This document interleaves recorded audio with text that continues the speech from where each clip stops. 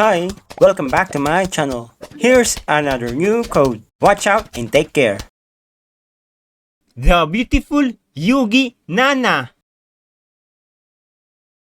Code MIDV674. Released on April 2, 2024.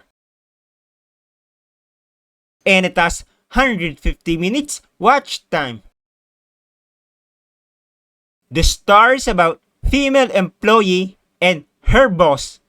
The girl was married. Apparently, when the boss found out that the girl was getting married, the boss got mad because the boss had a secret feeling towards the girl. So, one day, the girl was hand over a lot of paperwork. So, the girl need to finish the work until tomorrow. So, later that night, while the girl was working, the boss gave a coffee to the girl. Apparently, when the girl drink her coffee, the girl fall asleep. However, while the girl was sleeping at the office, things went out of control. They spent quality time together and the wonderful story began.